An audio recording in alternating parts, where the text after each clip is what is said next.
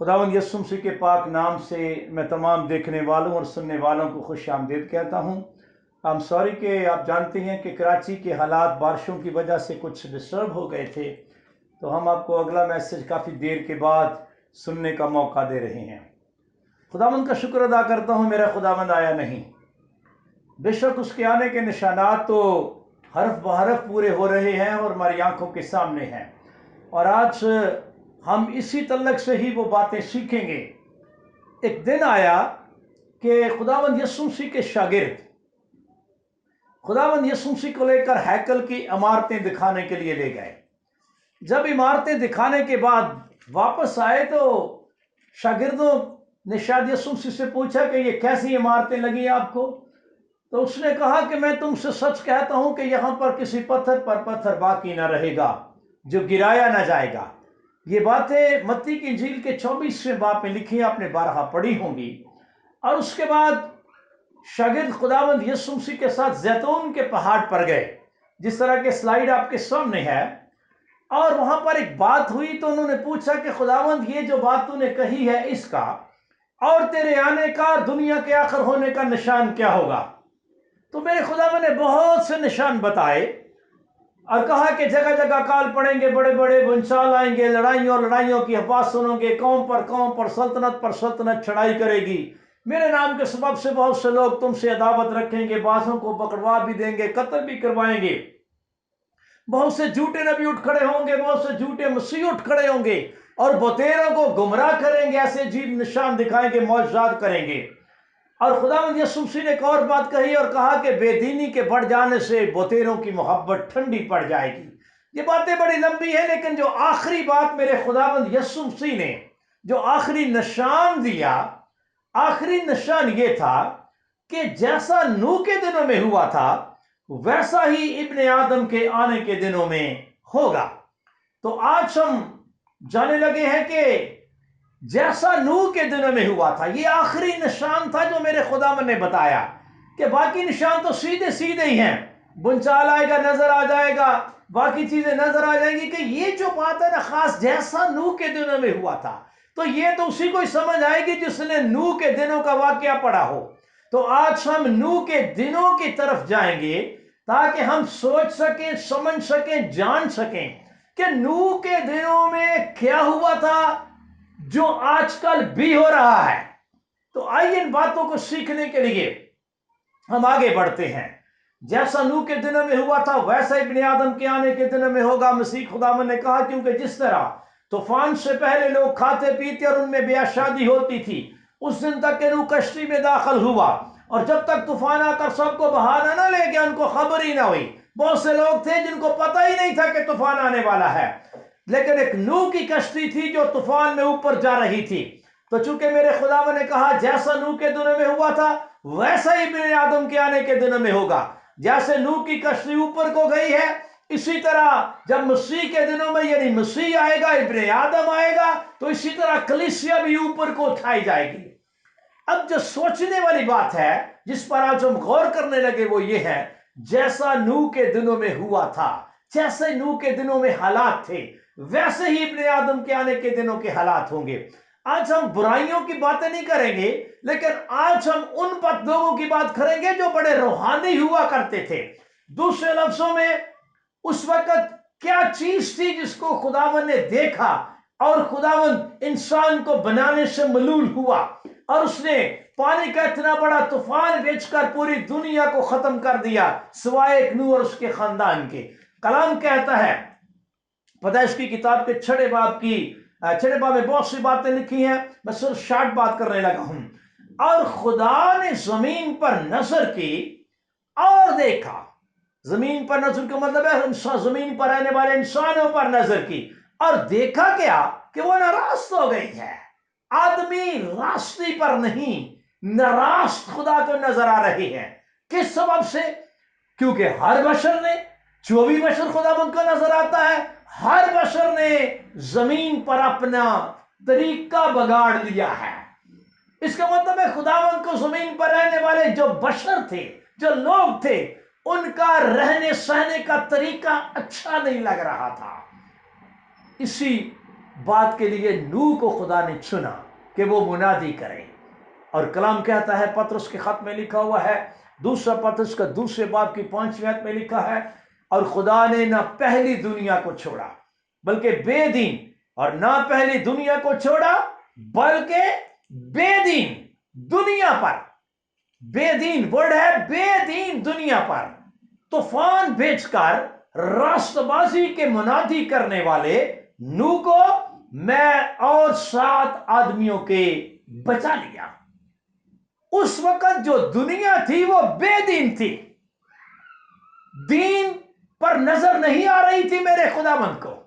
اس کا سادہ سا مطلب یہ ہے، جب لوگ اپنے طریقے بگاڑ لیں تو سمجھو وہ دین سے ہٹ جاتے ہیں، وہ دین پر نہیں رہتے. اور میرے خداوند نے اسپیشل کہا تھا، بے دینی کے بڑھ جانے سے بتیروں کی محبت ٹھنڈی پڑ جائے گی. اور پھر پولس رسول نے بھی اس کے بارے میں کہا، آخری دنوں میں یہ ہوگا کہ لوگ دینداری کی وضع تو رکھیں گے لیکن اس کے اثر کو قبول نہ کریں گے. بڑھیں گے تو بڑے دیندار، لیکن دین ان کے اندر نظر نہیں آئے گا. اس کا سادہ سا مطلب یہ ہے. تو نوح کو خدا نے مقرر کیا وہ منادی کرے تاکہ لوگ بے دینی سے نکل کر دین پر آ جائیں، طریقوں کو ٹھیک کر لیں. اب جن لوگوں کا طریقہ ٹھیک تھا وہ تو نوح اور اس کے ساتھ اس کی بیوی اور اس کے بیٹے اور اس کی بہویں تھیں، کیونکہ ان کا طریقہ ٹھیک تھا. جن کا طریقہ ٹھیک تھا وہ کشتی میں تھے، وہ کشتی اوپر کو جا رہی تھی. اور جن کے طریقے ٹھیک نہیں تھے ان کا انجام یہ ہوا کہ وہ، میں پنجابی میں بولوں گا، ڈبکیاں کھا کھا کے مرے ہیں. طوفان نوح کے وقت روحانی لوگوں کی روحانی حالت کیا تھی؟ آج ہم جسمانی لوگوں کی باتیں نہیں کریں گے، آج ہم ان کی باتیں کریں گے جو دینداری کی وضع تو رکھتے ہیں لیکن اس کے اثر کو قبول نہیں کرتے. نوح کے وقت طوفان جب آیا تو اس وقت جو روحانی لوگ تھے ان لوگوں کی روحانی حالت کلام میں لکھی ہوئی ہے. نمبر 1، نوح کے بارے میں لکھا ہے، نوح مرد راست باز، اپنے زمانہ کے سب لوگوں میں بے عیب اور خدا کے ساتھ ساتھ چلتا تھا. اس سے پہلے ایک اور شخص ہے جس کا نام ہنوک ہے، جو 300 سال تک خدا کے ساتھ ساتھ چلتا رہا اور 365 سال کی عمر پا کر زندہ آسمان پر اٹھا لیا گیا. یہ تو اس وقت کے لوگوں کی میں بات کر رہا ہوں جو واقعی جن کا طریقہ ٹھیک تھا. اس کا مطلب ہے کہ جن کا طریقہ ٹھیک ہو وہ اوپر کو جاتے ہیں، خواہ وہ کشتی میں جائیں یا ہنوک کی طرح اوپر اٹھا لیے جائیں. اس کے علاوہ جن کے طریقے بگڑے ہوئے تھے ان کے اندر 2 پارٹیاں تھیں. ایک تو وہ ہے جو روحانی کہلاتے ہیں، اور ایک بیچارے وہ ہیں جن کو کچھ پتا نہیں، جس کے بارے میں یسوع مسیح نے کہا ان کو خبر نہ ہوئی. اور اب بھی بہت سے لوگ ہیں جن کو تو خبر ہی نہیں ہے کہ یسوع آ رہا ہے. اس وقت بہتوں کو نہیں پتا تھا طوفان آ رہا ہے، اب نہ جانے کتنی دنیا ہے جن کو یہ پتا ہی نہیں کہ یسوع آ رہا ہے. اور میں آپ کو بتانا چاہتا ہوں اس وقت جن کے طریقے ٹھیک نہیں تھے ان میں وہ لوگ تھے جو واقف کار تھے. ایک پارٹی وہ، ایک بے خبر لوگ. اور وہ جو واقف کار لوگ تھے جن کو واقفیت تھی وہ کون تھے؟ وہ خدا کے بیٹے تھے. وہ خدا کے بیٹے تھے جن کے بارے میں لکھا ہے کہ جب خدا کے بیٹوں نے آدمی کی بیٹیوں کو دیکھا اور جن کو چنا ان سے بیاہ کر لیا. یہ خدا کے بیٹے بیٹیاں ہونا یا خدا کا بندہ ہونا یا خدا کا بیٹا ہونا ایک ٹرمینالوجی ہے، ایک ٹرم ہے جو راست باز لوگوں کے لیے استعمال ہوتی ہے. یوحنا کی انجیل میں لکھا ہوا ہے کہ وہ اپنوں کے پاس آیا اور اس کے اپنوں نے اسے قبول نہ کیا، لیکن جنہوں نے قبول کیا ان کو اس نے خدا کے فرزند بننے کا حق بخشا، یعنی جو اس کے نام پر ایمان لائے. مطلب ہے کہ جو خداوند کے پروگرام کو قبول کر لیتے ہیں وہ خدا کے بیٹے بن جاتے ہیں. یہ ٹرم ان کے لیے استعمال ہوتی ہے. نوح کے طوفان کے وقت بھی خدا کے بیٹے تھے لیکن انہوں نے جب دیکھا آدمی کی بیٹیوں کو دیکھا اور جن کو دیکھا خوبصورت ہے ان کو چنا اور ان سے بیاہ کر لیا. اس کا سادہ سا مطلب یہ ہے کہ انہوں نے اپنے روحانی معیار کو قائم نہ رکھا. روحانی تو تھے لیکن روحانی معیار کو قائم نہیں رکھا ہے. اور اس وقت ایک اور بھی پارٹی تھی جو بڑی دعا گو تھی. میں آپ کو بتانا چاہتا ہوں جب نوح کا طوفان آیا تو میں یقین کرتا ہوں کہ بڑے لوگ دعا کرتے ہوں گے خداوند اس بارش کو روک دے، تو بڑا رحیم ہے. مجھے نہیں، میرا خیال ہے یہ، کیونکہ دعا گو لوگ موجود تھے. اگر آپ میرے ساتھ پڑھیں، سلائیڈ میں آپ کے سامنے بھی ہے، پیدائش کی کتاب کے 4 باب کی 26ویں آیت میں لکھا ہوا ہے، اور سیت کے ہاں بھی ایک بیٹا پیدا ہوا جس کا نام اس نے انوس رکھا. اس وقت سے لوگ یہوہ کا نام لے کر دعا کرنے لگے. میں آپ کو بتانا چاہتا ہوں کہ نوح کے وقت ہلاکت کے اصل اسباب کیا تھے. نمبر 1، نوح کی منادی پر نہ غور کیا گیا نہ عملی کیا گیا. نمبر 2، جو روحانی تھے وہ بھی روحانی نہ رہے، یعنی اپنے معیار سے وہ گر گئے. نمبر 3، دعا کرنے والے لوگ دعا تو کرتے ہی رہے مگر عملی زندگی کے جو طریقے ہوتے ہیں ان کے ٹھیک نہیں تھے اور نہ انہوں نے ٹھیک کیے. کیونکہ اصل بات یہ ہے جس کو خدا نے گناہ ٹھہرایا ہے، جس کو خدا نے ہائی لائٹ کیا ہے، وہ یہ ہے کہ ہر بشر نے اپنا طریقہ بگاڑ لیا تھا. اب میں چاہتا ہوں کہ آپ بھی میرے ساتھ سوچیں، نوح کے وقت زیادہ اہم کیا تھا؟ کیا دعا کرنا؟ دعا تو سب بھی لوگ یہوہ کا نام لے کر رہے تھے، یا کہ اپنے طریقے ٹھیک کرنا؟ خدا نے کس چیز کو ایمفسائز کیا ہے؟ خدا نے زور کس بات پر دیا ہے؟ خداوند نے اگر ایمفسائز کیا ہے کسی بات کو تو وہ ہے کہ انسان کے طریقے. تو مطلب یہ ہوا، اور حیران کن بات بھی ہے کہ بڑی دعا کرنے والے اور خدا کے بیٹے بیٹیاں کہلانے والے بھی ڈوب کر مر گئے ہیں. اس کا مطلب ہے آپ کی دعا کسی کھاتے میں نہیں ہے. میں یہ نہیں کہتا کہ دعا نہیں کرنی چاہیے، نہیں، یسوع مسیح نے کہا تھا ہر وقت دعا کرتے اور جاگتے رہو. اس میں کوئی شک نہیں ہے کہ دعا کرنے سے آدمی روحانی ہوتا ہے، مگر روحانیت میں قائم رہنے کے لیے دعا کرنے والے سن لیں، دعا کرنے سے آدمی روحانی ہوتا ہے نہیں، روحانی تب بھی روحانی ہو جاتا ہے. لیکن ایک بات یاد رکھیے، روحانیت میں قائم رہنے کے لیے آپ کو اپنے طریقے ٹھیک کرنے ہوں گے. آپ کی دعائیا زندگی کی کوئی قدر نہیں جب تک آپ کے طریقے ٹھیک نہ ہوں. نوح کے وقت کیا ہے؟ دعا تو ہو رہی ہے لیکن خدا نے دعا کو پریفر نہیں کیا، طریقوں کو پریفر کیا ہے. وے آف لیونگ، آپ کا وے آف لیونگ کیا ہے؟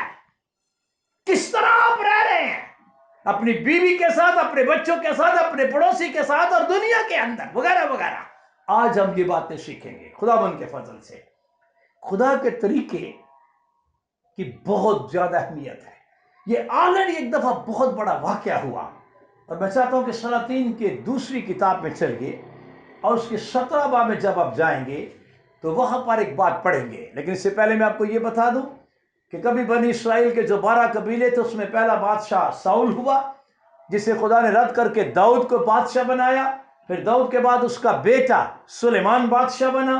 پھر سلیمان کے مرنے کے بعد اس کا بیٹا رہبام بادشاہ بنا، اور رہبام کی غلط پالیسیوں کے سبب سے حکومت 2 حصوں میں تقسیم ہو گئی.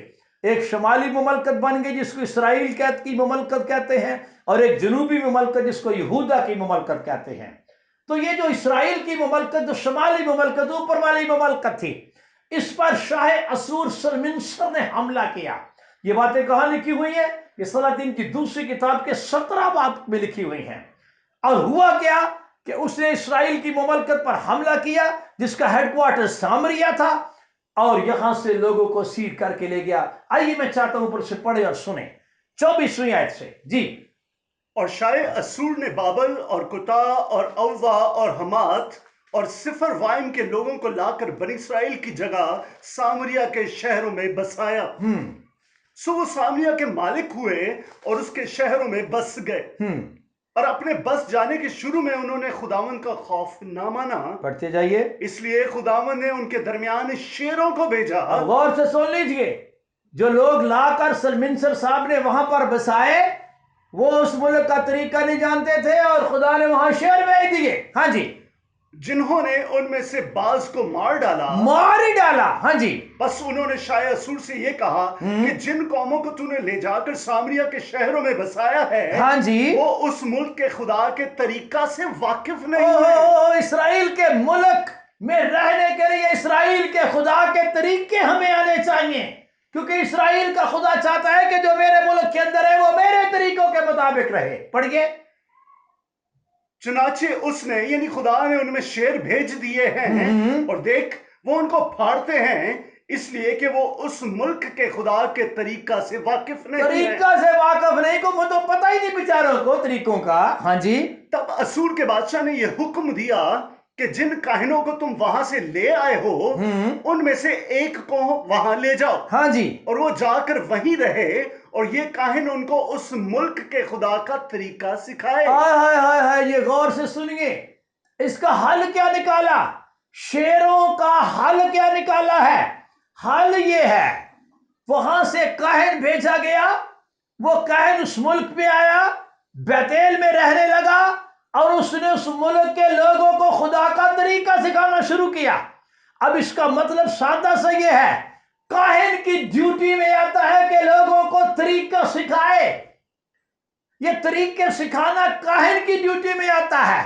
इस वक्त जितने खुदा के खादम सुन रहे हैं जो कहते हैं कि हम खुदा के काहिन हैं, यूं तो मैं आपको बताऊं कलीसिया सारी शाही काहिनों का फिरका है।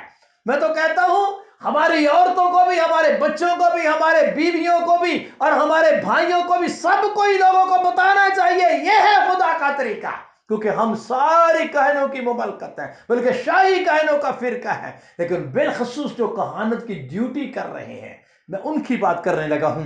उनकी ड्यूटी में आता है कि वो लोगों को तरीके सिखाएं। और आगे पढ़िए जरा क्या लिखा हुआ है। सो उन काहिनों में से जिनको वो सामरिया से ले गए थे, एक काहिन आकर बैतेल में रहने लगा और उनको सिखाया कि उनको खुदावन का खौफ क्यों कर मानना चाहिए। हाँ जी, मेरे ख्याल में आपको बात की समझ आ गई होगी। इस वक्त जितने मेरे हम खिदमत काहिन भाई सुन रहे हैं जो कहानत की ड्यूटी कर रहे हैं, याद रखिए आपकी असल ड्यूटी यह है कि खुदावंद के लोगों को खुदावंद का तरीका सिखाया जाए, क्योंकि अगर तरीका बिगड़ा हुआ है तो ऊपर नहीं जा सकते। तो ये बड़ी अहमियत है। अगर आपने जमीन पर रहना है और आप चाहते हैं कि आप शेरों से बचे रहें, अब कौन से शेर आ रहे हैं? और यहाँ पे 4 पैरों वाले वो शेर नहीं आ रहे। नहीं नहीं नहीं, यहाँ पे एक और शेर है जिसकी बाबत पतरस ने पहले अपने खत में लिखा था। मुझे याद है उसने कहा था तुम होशियार और बेदार रहो, होशियार भी रहो और बेदार भी रहो।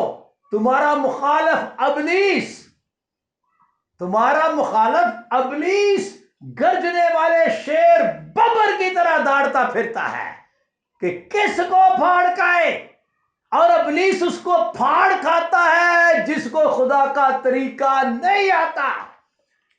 अभी आज हम सीखेंगे, कुछ आज सीखेंगे और कुछ आगे सीखेंगे।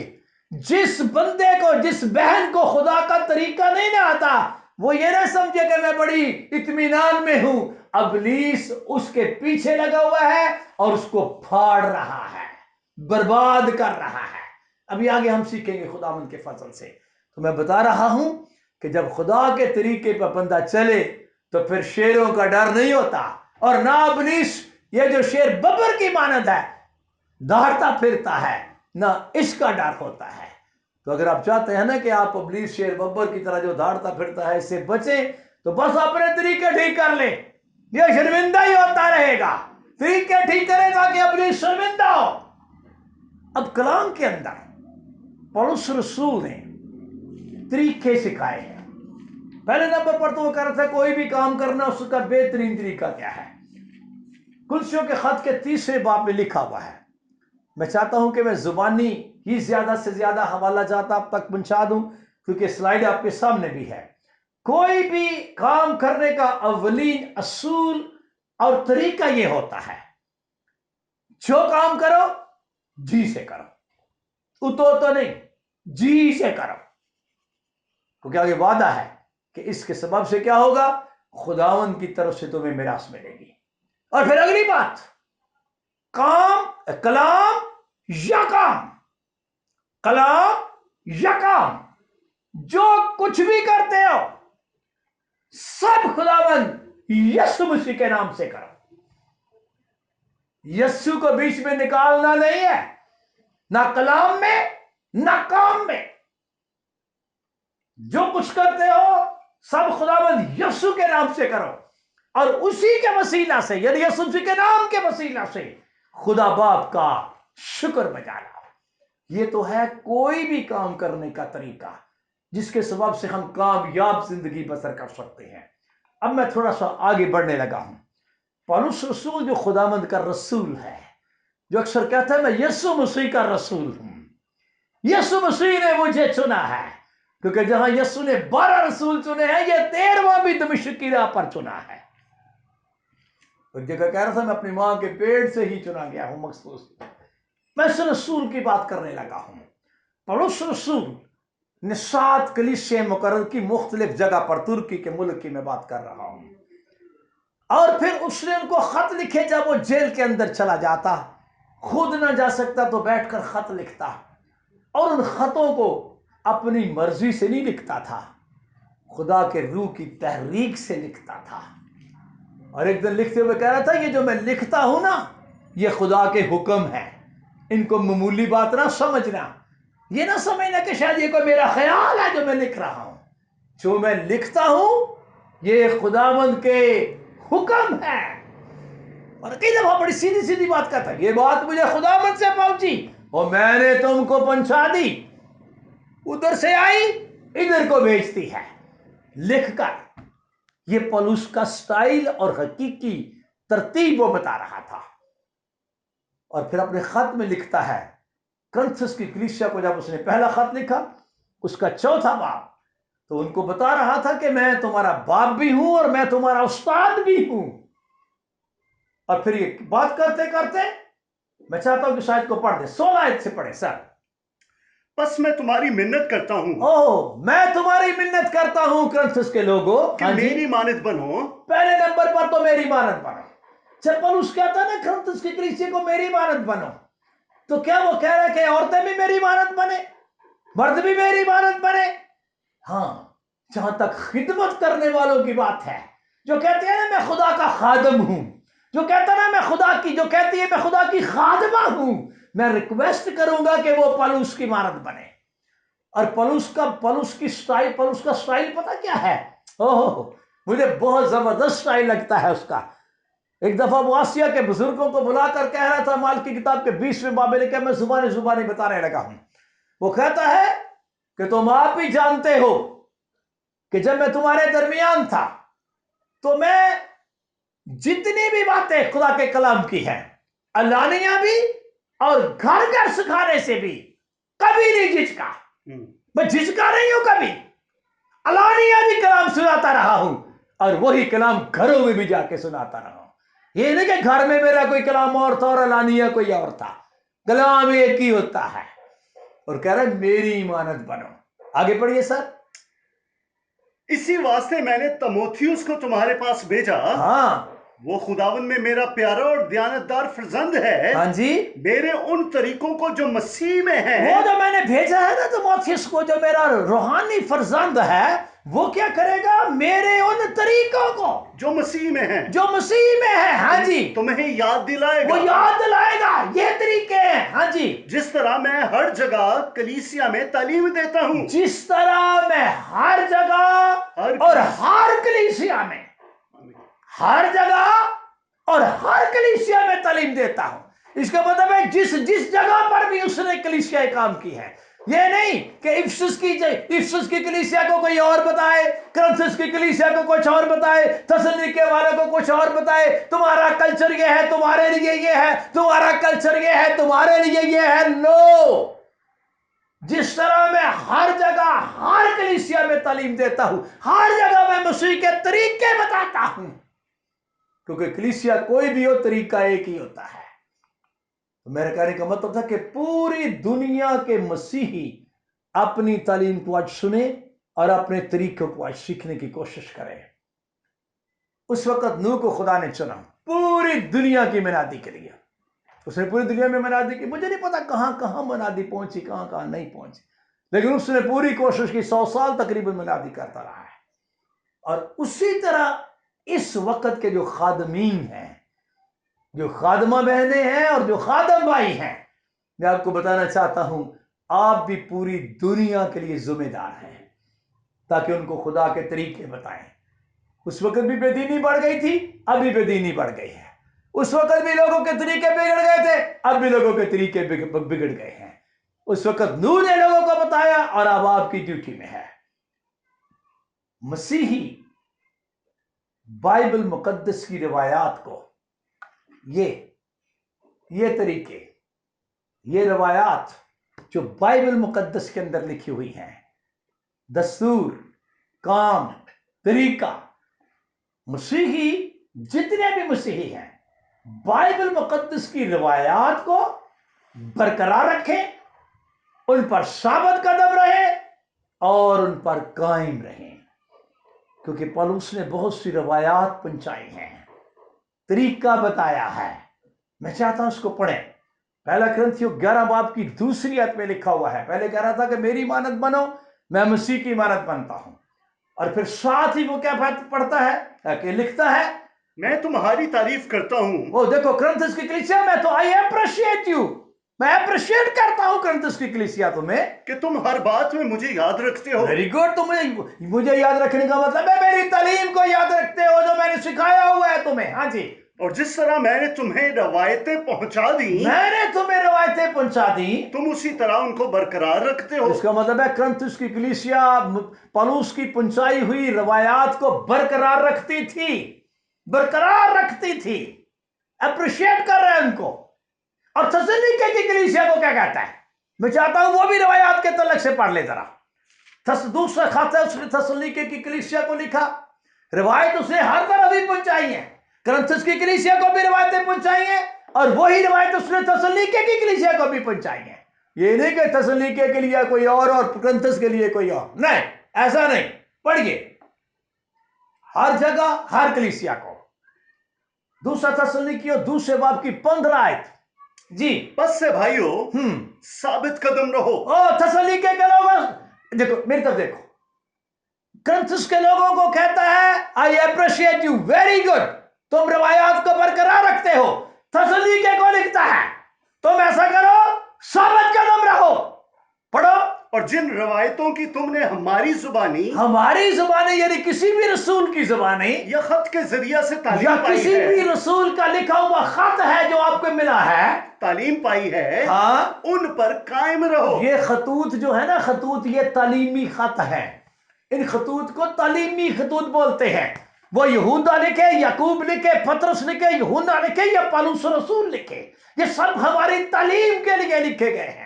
بلکہ پولس تو کہہ رہا تھا جو اس سے پہلے باتیں لکھی گئی ہیں وہ بھی ہماری تعلیم کے لیے لکھی گئی ہے. تو تسلونیکے کی کلیسیا ثابت قدم رہو. اور جن روایتوں کی, کون سی روایتوں کی تم نے ہماری زبانی یا خط کے ذریعے تعلیم پائی ہے, ان پر قائم رہو. پولس جن روایات کو کلیسیوں میں تعلیم دیتا رہا ہے, کسی بھی جگہ کوئی بھی کلیسیا ہو, وہ کہتا ہے اس پر ثابت قدم بھی رہو, قائم بھی رہو اور برقرار رکھو ان روایات کو. اور وہ روایات کیا ہیں؟ سنیے ذرا, سنیے روایات کیا ہے. میں سلائیڈ آپ کے سامنے ہے. خدا کا شکر ادا کرتا ہوں ان خوبصورت سلائیڈز کے لیے جس کے ہم بڑے ایزیلی سمجھ آتے ہیں. اور روایت بتانے لگا ہے, اور یہی روایت ہر کلیسیا میں وہ بتا رہا ہے. مثلا ہر عورت کا سر مرد, ہر مرد کا سر مسیح, اور مسیح کا سر خدا. God is the authority over Christ. Christ is the authority over man. Man is the authority over woman. And this is how God has designed this system. عورت کا سر مرد ہے, مرد کا سر مسیح ہے. मसीह का सर खुदा है। ये रिवायत बताई है उसने, इसको बरकरार रखना है, इस पर साबित कदम रहना है। ये है। फिर उसके बाद वो आगे चलता है, आगे रिवायतों को आगे बढ़ा रहा है। और मैं चाहता हूं कि स्लाइड आपके सामने, स्लाइड के ऊपर से मैं ही पढ़ता जाता हूं। बता रहा था कि मसीह के तरीके क्या है, मसीही मर्दों का दुआ करने का क्या तरीका है। जो मर्द, मसीहों की बात हो रही है, गैर मसीहों की बात नहीं कर रहा पौलुस, खात लेकर है कलीसिया को। जो कलीसिया के लोग हैं वो बड़े ध्यान से सुने। जो मर्द सर ढके हुए दुआ या नबूवत करता है, सर ढांपा हुआ है, इसको ढांपना कहते हैं, सर को ऊपर कुछ लिया हुआ है, दुआ कर रहा है या नबूवत कर रहा है, वो अपने सर को बेहुरमत करता है। और मर्द का सर कौन है? मसीह की बेइज्जती करने वाली बात है। कोई भी शख्स अपने आप को कलीसिया का मर्द कहता है, सीधी सादी मसीह की बेइज्जती कर रहा है। मसीह की तो तमजीद करनी है, यहां पर भी और अब तक मसीह की तमजीद होती रहेगी। कलीसिया की ड्यूटी में यह आता है। और आगे बढ़ाते हुए कह रहा था, अलबत्ता मर्द को अपना सर ढांपना नहीं चाहिए, क्योंकि वो खुदा की सूरत और जलाल है। ये आपके सामने जो तस्वीर है, स्लाइड है, ये एक शख्स है जो सर ढांप के दुआ कर रहा है और एक बेसर ढके दुआ कर रहा है। Every man who prays or prophesies with his head covered dishonor his head, and that is Christ. ये है गलत तरीका दुआ का, और ये नीचे जो है ये दुआ करने का ठीक तरीका है। अब औरतों के बाबत सुनिए, हर जगह हर जगह हर जगह हर जगह हर कलीसिया मसीही औरतों का दुआ करने का तरीका, जो औरत बेसर ढके, यानी अपने सर को ढकती नहीं। बेसर ढके का मतलब यह है, जैसे मर्द के लिए था इसी तरह औरत के लिए, जो औरत बेसर ढके दुआ या नबूवत करती है, जिस तरह स्लाइड आपके सामने है, वो अपने सर को बेहुरमत करती है, क्योंकि वो सरमुंडी के बराबर है। मसीही औरतें गौर से सुन ले, जब भी दुआ करें सर ढांप ले, सर नंगा ना रखें। इसका मतलब है आप अपने सर की बेहुरमती कर रही हैं। मसीही औरतों का दुआ करने का तरीका, but every woman that prays or prophesies with her head uncovered, cover नहीं किया उसने, dishonors her head, for that is even all one as if she were shaven. यह है गलत तरीका, और ये नीचे वाली तस्वीर है ठीक तरीका। ये आपके सामने है, हर जगह हर कलीसिया में यही तरीका है। सुन लीजिए, हेड कवरिंग के बारे में लोगों के बड़े अजीबोगरीब मानी है। बहुत से लोग हैं जिन्होंने पता इसके क्या क्या मानी निकाले हुए हैं। पौलुस की बात सुनिए, जो मसीह के तरीके सिखाता है। अगर औरत ओढ़नी न ओढ़े, अगर औरत ओढ़नी न ओढ़े तो बाल भी कटाए। अगर औरत का बाल कटाना या सर मुड़ाना शर्म की बात है तो ओढ़नी ओढ़े, बाल भी नहीं कटाए और ओढ़नी भी ओढ़े, जिसको हेड कवरिंग कहते हैं। हेड सर के बालों के साथ ही हेड होता है, ये नहीं कि हेड और है और सर और बाल और है, और बाल साथ ही होते हैं हेड के। अब मसीही मर्दों के बारे में पौलुस बड़ी सादगी से सिखा रहा था खुदा का तरीका। क्या तुमको तबई तौर पर भी मालूम नहीं? मर्दों के लिए रवायत बता रहा था, کیا تم کو طبعی طور پر بھی معلوم نہیں کہ اگر مرد لمبے بال رکھے تو اس کی بے حرمتی ہے؟ اب دیکھتے ہیں اس وقت دنیا میں کئی مردوں نے پونیاں بنائی ہوئی ہیں اور وہ قوائر میں بھی ہوتے ہیں، بڑے فنکار اور پرستار بن کر لوگوں کے سامنے آتے ہیں، لیکن شکل سر کلام کے طریقے کے خلاف۔ میں بڑی سادگی سے اور سچائی سے یہ بات کر رہا ہوں۔ کیا تم کو طبعی طور پر معلوم نہیں؟ بڑے مرد بنے پھرتے ہو کہ اگر مرد کے لمبے بال ہوں تو یہ بے حرمتی ہے، یہ رسپیکٹ نہیں ہے۔ آپ سمجھتے ہیں کہ ایسے کر کے کرنا شاید بڑی میری رسپیکٹ ہو رہی ہے، ارے یہ بے عزتی ہے آپ کی۔ البتہ اگر عورت کے لمبے بال ہوں تو پھر کلام کہتا ہے کہ یہ اس کی رسپیکٹ ہے اور اس کی خوبصورتی ہے۔ مسیحی عورتوں کے بالوں کے بارے میں اور اوڑھنے کا طریقہ، یعنی خداوند کی کلیسیا کا دستور یا خداوند کی کلیسیا کا طریقہ جو ہے،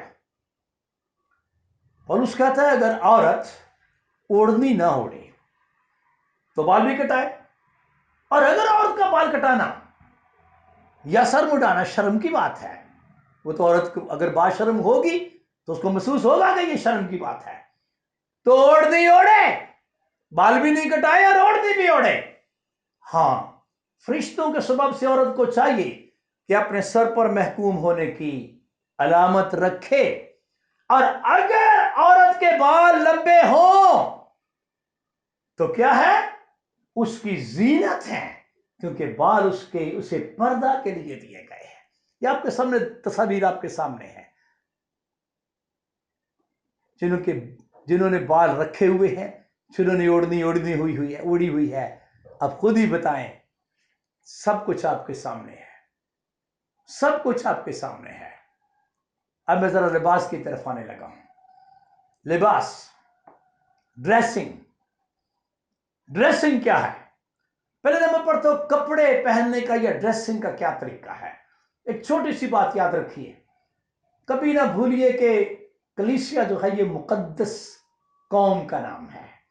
ہمارا اصل ٹائٹل آپ جانتے ہی ہیں، برگزیدہ نسل، شاہی کاہنوں کا فرقہ، اور آگے ہے مقدس قوم، اور ایک ایسی امت جو خدا کی خاص ملکیت۔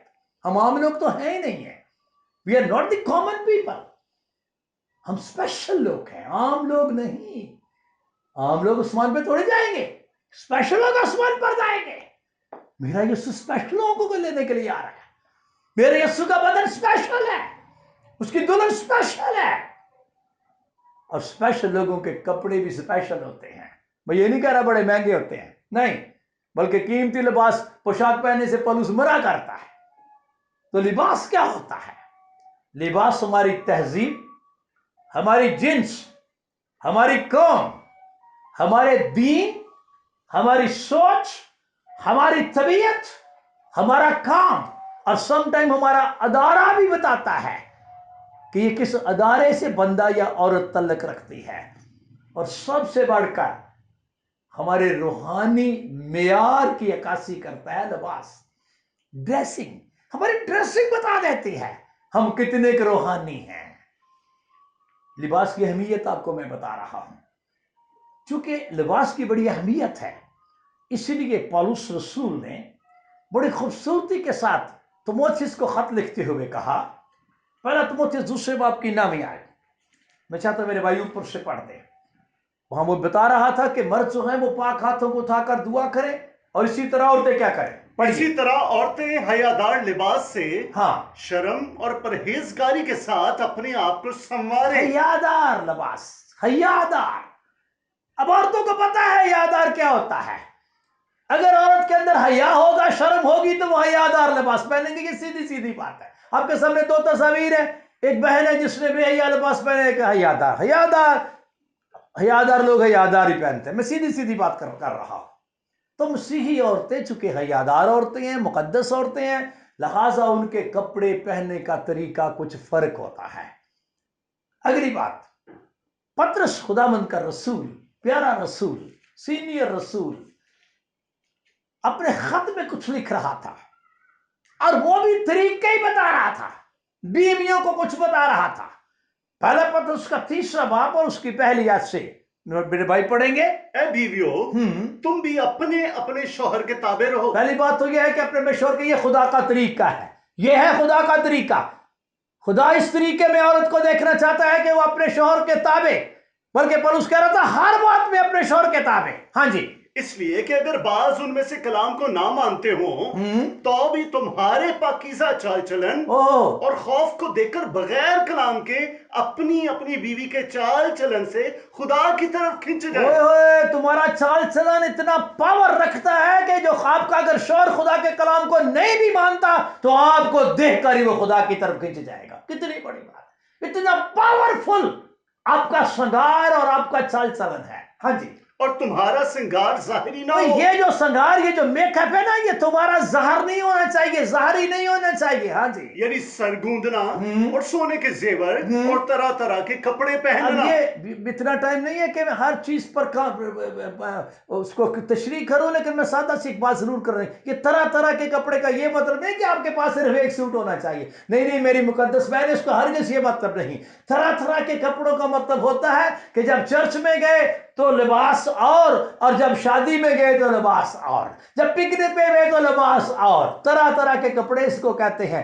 कभी कुछ कभी कुछ। अरे नहीं भाई, मुकद्दस मुकद्दस ही रहती है। मुकद्दस औरत शादी में जाए उधर भी मुकद्दस, मुकद्दस औरत चर्च में जाए उधर भी मुकद्दस, मुकद्दस औरत पिकनिक पे जाए उधर भी मुकद्दस ही है। तो इसको मतलब है तरह तरह के कपड़े नहीं, एक ही तरह के कपड़े। यानी एक ही तरह का मतलब है मुकद्दस हो के मुकद्दस ही कपड़े होने चाहिए। पढ़िए जी। बल्कि तुम्हारी बातनी और पोशीदा इंसानियत, एक इंसानियत का जिक्र कर रहा है, और वो इंसानियत है जो बातन के अंदर होती है। बल्कि तुम्हारी बातनी इंसानियत हिल्म और मिजाज की गुर्बत की गैर फानी आराइश से आरास्ता रहे। इंसानियत, देखो इंसान तो सारे ही हैं, लेकिन जो मुकद्दस औरतें हैं इनके अंदर एक ऐसा इंसान नजर आए जो बड़ा हलीम हो और उसमें बड़ी मिजाज की गुर्बत पाई जाए। और ये वाली जो आराइश है, आराइश बड़ी सादा सा मतलब है। आराइश का मतलब होता है खूबसूरती। अगर औरत के अंदर हलीमी है और अगर औरत के अंदर मिजाज की गुर्बत है तो ये वो खूबसूरती है कलाम के मुताबिक जो कभी फना नहीं होती, क्योंकि गैर फानी है। और बल्कि लिखा है कि खुदा, हाँ जी जी, क्योंकि खुदा के नजदीक इसकी बड़ी कदर, खुदा के नजदीक इसकी बड़ी कदर है, इंसानों के नजदीक इसकी कोई कदर नहीं। कि ये तो बेचारी गरीब सी लग रही है, ये को तो पता नहीं मेकअप दी, पैसे ही कोई नहीं गए। नहीं भाई, खुदा को बड़े पसंद है ये औरत, खुदा को बड़ी पसंद है। ये आपके सामने दो तस्वीर मैंने रखी हुई हैं। आराइश, एक है फानी आराइश और एक गैर फानी आराइश है। कलाम कहता है कि तुम्हारी बातनी इंसानियत, हिलम और मिजाज की गुर्बत की गैर फानी आराइश। मुकद्दस औरतों की खूबसूरती या मेकअप जो है या श्रृंगार जो है वो होना चाहिए जो गैर फानी हो, जो फना नहीं होता। और अगले जमाने में भी खुदा पर उम्मीद रखने वाली मुकद्दस औरतें अपने आप को इसी तरह संवारती थी। ये गैर फानी आराइश जो फना नहीं होती। कौन सी आराइश फना होती है? कौन सी खूबसूरती फना होती है? ये जो आप ज़ाहरी करते हैं ना खूबसूरती, ये फना हो जाती है, ये फानी होती है। इधर मेकअप किया, फिर मुंह धोया, सारा जो खूबसूरती थी वो फना हो गई। ये दो तस्वीर आपके सामने हैं। मुझे एक बात याद आती है। मेरा प्यारा बेटा है, तो उसका एक दोस्त है। उसका दोस्त उससे कहने लगा कि उसकी मंगनी हो गई थी और शादी होने वाली थी। तो वो मेरे बेटे को कह रहा है कि जो मेरी होने वाली दुल्हन है ना, मैंने उसको 70,000 का, 70,000 का मेकअप करवाना है। तो मेरा बेटा मजाकन कहता है, यार एक सिफर कम कर दो, 70,000 तो बहुत है यार, एक सिफर कम करके 7,000 पे ले आओ। 7,000 का मेकअप तो समझ आती है, 70 का तो समझ ही नहीं आती। कहता नहीं नहीं नहीं नहीं नहीं, आपने फिर ब्यूटी पार्लर नहीं देखे, 70,000 का मेकअप है निकलना। तो मेरा बेटा पता क्या कहता है? कहता चल यार तू 70,000 का करा देना, चलो तेरी मर्जी है, तेरे पास बहुत पैसे हैं, लेकिन ये बता कि जब तेरी बीवी दुल्हन साहबा जब घर आएगी तो उसके बाद वो मुंह तो धोएगी कि नहीं धोएगी? तो जब वो मुंह धोएगी تو یہ بتا کہ وہ جو 70,000 ہے وہ سارا تو سنک میں چلا جائے گا. 70,000 کہاں چلا جائے گا؟ سنک میں چلا جائے گا. تو کیا یہ عورت اپنا گھر بنا سکتی ہے؟ یہ دنا لوگوں کا کام نہیں ہے. دنا عورت اپنا گھر بناتی ہے. دنا عورت اپنا گھر بناتی ہے. احمق شاید اپنا منہ ہی بناتی رہتی ہے اور وہ فانی عیش کے اوپر پیسہ خرچ کرتی رہتی ہے. ہو سکتا ہے میری بات کسی کو دل آزاری کسی کی ہو رہی ہو، لیکن میں سچائی سے خدا کے کلام کی باتیں اعلانیہ بھی اور گھر گھر نہ پولوس کرنے سے اور سکھانے سے جھجکے اور نہ میں جھجکوں گا، کیونکہ کلام میں لکھا ہے، پولوس کہتا ہے میری مانند بنو. پطرس جب لکھ رہا تھا تو پطرس سیدھی سیدھی باتیں خداوند کے کلام کی باتیں خدا کے روح کی تحریک سے لکھ رہا تھا، اور پولوس بھی لکھنے کے بعد ساتھ کہہ رہا تھا میں جو لکھ رہا ہوں یہ خدا کے حکم ہے، یہ نہ سمجھنا کہ میرا حکم ہے، مجھے کیا ضرورت پڑی ہے. غور سے میری بات کو سنیے. میں آپ کو ریکویسٹ کرتا ہوں، مجھے پتا ہے کئی باتیں کئی بہنوں کو شاید اچھی نہ لگیں، لیکن میں آپ کو کہوں گا یہ عیب ہیں، یہ داغ ہیں، یہ وہ چیزیں ہیں، یہ طریقہ، یعنی اپنے آپ کو سنوارنے کا طریقہ بتا رہا تھا.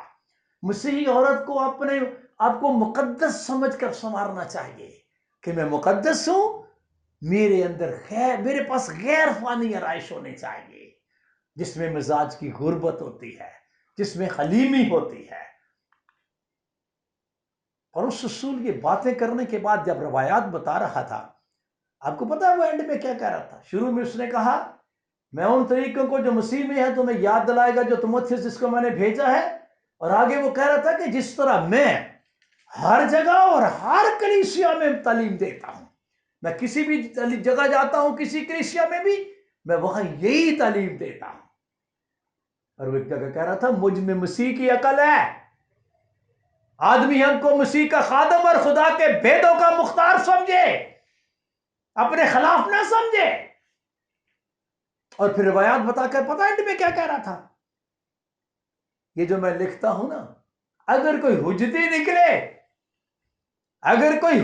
نکلے تو یہ جان لے کہ نہ یہ ہمارا دستور ہے، نہ یہ ہمارا ایسا دستور ہے، اور نہ خداوند کی کلیسیاؤں کا. خداوند کی کلیسیاں کسی بھی ملک میں کیوں نہ ہوں، ہر جگہ ہر کلیسیا کا یہ دستور ہے جو میں کہہ رہا ہوں. ویسے آپ مجھے بتائیں یہ بائبل مقدس کسی بھی ملک میں چلے جائے کیا وہ ہر ملک کے لیے بدل جاتی ہے؟ بتائیں. کینیڈا میں کوئی اور بائبل پڑھی جاتی ہے؟ نہیں. پیرس میں کوئی اور پڑھی جاتی ہے؟ اور پاکستان میں کوئی اور پڑھی جاتی ہے؟ امریکہ کے لیے کوئی اور بائبل ہے؟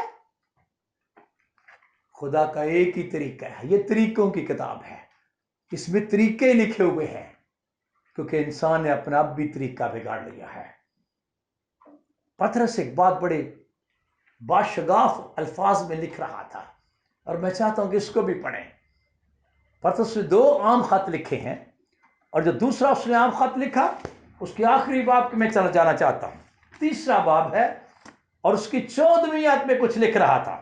پڑھیے سر ذرا. پس اے عزیزو، چونکہ تم ان باتوں کے منتظر ہو. پیچھے وہ کہہ رہا تھا کہ خداوند کسی کی ہلاکت نہیں چاہتا بلکہ چاہتا کہ سب کی توبہ تک نوبت پہنچے، اس کے آنے کا انتظار کرو، منتظر ہو. ہاں جی پڑھیے. اس لیے اس کے سامنے اطمینان کی حالت میں بے داغ اور بے عیب نکلنے کی کوشش کرو. یہ کوشش کرنی ہے ہم نے کہ جب خداوند کے حضور ہو تو ہمیں اور اوپر کوئی داغ نہ ہو، ہمارے اندر کوئی عیب نہ ہو. اور میں یہاں رکنے لگا، بعد میں پڑھیں گے. پولس رسول پتہ کیا کہہ رہا تھا افسس کی کلیسیا کو؟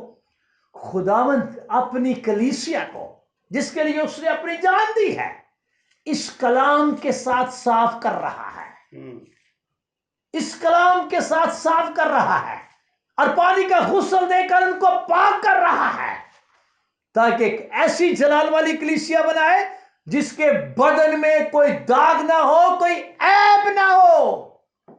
اور جو پولس لکھ رہا ہے وہی پطرس لکھ رہا ہے. دوبارہ پڑھیے سر. بس اے عزیزو، چونکہ تم ان باتوں کے منتظر ہو، تمہیں انتظار ہے کہ ہم جائیں گے مسیح کے ساتھ، ہاں جی، اس لیے اس کے سامنے اطمینان کی حالت میں بے داغ اور بے عیب نکلنے کی کوشش کرو۔ اپنے آپ کو سیٹسفائی کرو، اطمینان۔ اب مجھے بتائیں، جب آپ کلام کے مطابق اپنے آپ کو سنوار رہے ہیں تو کیا آپ اطمینان میں نہیں ہوں گے؟ ہاں، اطمینان میں ہوں گے۔ لوگوں کو نہ دیکھیں، لوگ باہر تو بے دینی بڑھ گئی ہے، پڑھیے۔ اور ہمارے خداوند کے تحمل کو نجات سمجھو۔ اور اگر ابھی تک وہ نہیں آئے تو شاید وہ آپ ہی کو دیکھ رہے کہ یہ طریقہ ٹھیک کر لے، یہ بہن ٹھیک ہو جائے، یہ بھائی ٹھیک ہو جائے، ہاں جی۔ چنانچہ ہمارے بھائی پولوس نے بھی اس حکمت کے موافق جو اسے عنایت ہوئی تمہیں یہی لکھا ہے، اس نے بھی یہی لکھا تمہیں، ہاں جی۔ اور اپنے سب خطوں میں ان باتوں کا ذکر کیا وہ ہے۔ پولوس نے جو خط لکھے ہیں نا، سب خط کسی کدھر جدھر بھی لکھا ہے، اور سب اس کا یہی مطلب تھا کہ تمہارے اندر کوئی عیب نہ ہو، تمہارے اندر کوئی داغ نہ ہو، ہاں جی۔ جن میں سے بعض باتیں ایسی ہیں جن کا سمجھنا مشکل ہے۔ کیوں سمجھنا کیوں مشکل ہے؟ اس کی وجہ ہے کہ جب ہم اپنے اندر کے انسان کو ٹھیک نہیں کریں گے تو ہمیں سمجھ نہیں آئے گی۔ اپنے آپ کو خالی کریں اور کلام کو اپنے اندر لے لیں، پھر سمجھنا بڑا آسان ہوگا۔ میں آپ کو بتا رہا ہوں، اگر آپ اپنے اندر کے انسان کو ٹھیک نہیں کریں گے تو پھر پولوس کی باتوں کو سمجھنا کافی مشکل ہوگا، ہاں جی۔ اور جاہل اور بے قیام لوگ، جاہل، پطرس کے لفظ سنیے، جاہل، پڑھے لکھے نہیں۔ وہ سمجھتے ہیں کہ میں نے یہ ڈگری کی ہوئی ہے، میں پڑھا ارے تو جاہل ہے اگر کلام کی تعلیم تیرے پاس نہیں۔ اور جاہل اور بے قیام لوگ ان کے بے معنوں قیام کو بھی، لوگ، بے قیام وہ لوگ ہوتے ہیں کینیڈا گئے تو کینیڈین کی طرح، اور امریکہ میں گئے تو امریکن کی طرح، اور سری لنکا میں گئے سری لنکا والوں کی طرح، پاکستان میں آئے تو پاکستانیوں کی طرح۔ کوئی قیام کرو، کوئی تمہارا سٹینڈرڈ ہونا چاہیے۔ مسیحی کا کوئی سٹینڈرڈ ہے، مسیحی عورت کا کوئی سٹینڈرڈ ہے، مسیحی مرد کا کوئی سٹینڈرڈ ہے۔ قیام، بے قیام نہ ہو، پڑھیے۔ اور جاہل اور بے قیام لوگ ان کے معنوں کو بھی اور صحیفوں کی طرح کھینچ تان کر اپنے لیے ہلاکت پیدا کرتے ہیں۔ چھوٹی بات نہیں ہے۔ پولوس نے جو باتیں لکھی نا، پولوس کہتا ہے، پطرس کہہ رہا تھا، تشریح کر رہا تھا ان باتوں کی، کہتا تھا جو بے قیام اور جاہل لوگ ہیں نا، پولوس کی باتوں کو کھینچتے ہیں۔ کیا مطلب؟ فٹ کرتے ہیں، جیسے میں ہوں پولوس بھی ایسے ہی کہہ رہا ہے، چل وہ پولوس ایسے تھوڑی کہہ رہا ہے جیسے تو ہے، تو ویسے بن جیسا پولوس لکھ رہا ہے۔ کھینچتے ہیں اس کو تاکہ یہ میرے پہ فٹ ہو جائے۔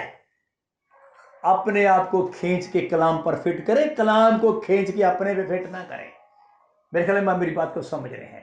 کلام کو نہ کھینچ کے اپنے پہ فٹ کرے، اپنے آپ کو کھینچ کے کلام پہ فٹ کرو۔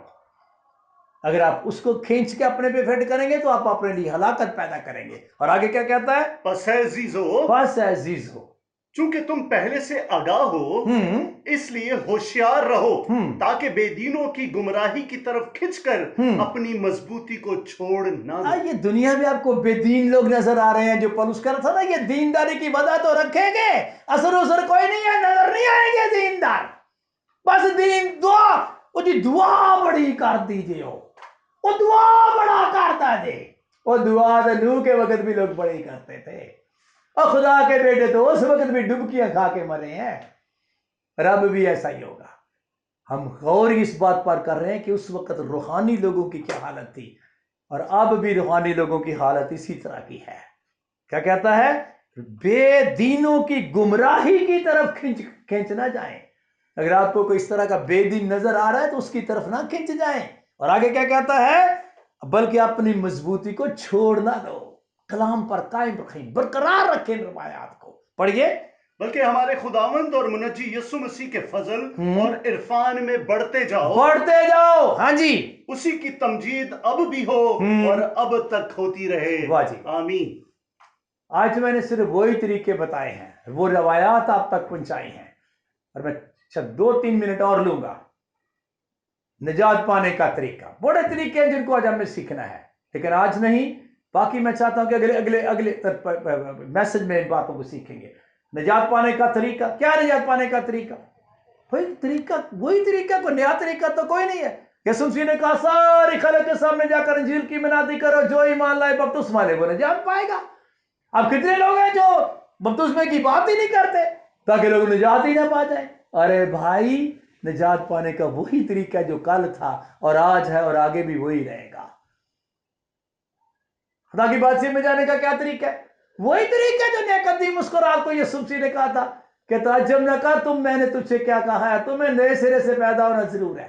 نیقدیموس ہے تو سردار، ہے تو استاد، لیکن یہ میں تجھے بتا دوں تجھے پانی سے بھی پیدا ہونا اور تمہیں روح سے بھی پیدا ہونا ضرور ہے، کیونکہ جب تک کوئی آدمی پانی اور روح سے پیدا نہ وہ خدا کی بادشاہی کو دیکھ نہیں سکتا. اس طریقے کے اندر آؤ. میرے خیال میں آج میں یہاں پر سٹاپ کرنا چاہتا ہوں کیونکہ ٹائم کافی ہو گیا ہے. اگلی دفعہ ہم خدا کے فضل سے اور بہت سے طریقے سیکھیں گے، لیکن آج میں چاہتا ہوں کہ اپنے دل کو مضبوط کریں، قیام کریں، اس خدا کے کلام کے ساتھ کھڑے ہو جائیں، اپنے عیب دور کریں، اپنے داغ دور کریں، خداوند کے تحمل کو نجات سمجھیں. اس وقت بھی لوگوں نے طریقہ بگاڑ دیا تھا اور اب بھی لوگوں نے طریقے بگاڑ دیے ہیں. خدا نے چاہا تو میں نمبر 2 میسج بھی اسی ٹاپک پر ہی دوں گا، اور یہ بہت سے طریقے ہیں، یہ میں چند بتائے ہیں، آگے بھی بڑے طریقے ہیں. اس وقت بے دین لوگوں نے اپنے طریقے بگاڑ لیے ہیں، ہم ان کی طرف نہ کھنچے. وہ طریقے جو پولس رسول نے خدا کے کلام میں ہمیں سکھائے ہیں، ہم اس کو اپنے سینے کے ساتھ لگائیں. آئیے میں چاہتا ہوں اس بائبل مقدس کو واقعی اپنے سینے کے ساتھ لگائیں، کیونکہ تیرا کلام میرے قدموں کے لیے چراغ اور میری راہ کے لیے روشنی ہے.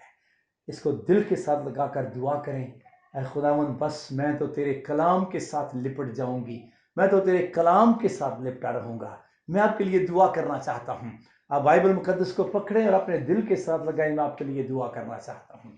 خدائے قدوس، خدائے ذوالجلال، خدائے موجود، خدائے برحق، رب العالمین، میرے خداوند میں تیرا دل سے شکریہ ادا کرتا ہوں.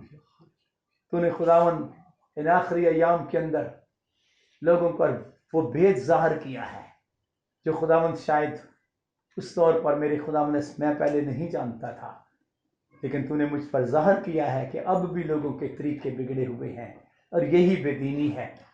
اے خداوند جس نے اس کلام کو اپنے سینے کے ساتھ لگا لیا ہے، بس میرے خداوند آنکھیں بند کر کے وہ مضبوطی کے ساتھ اس پر قائم رہے، وہ بہن بھی اور بھائی بھی.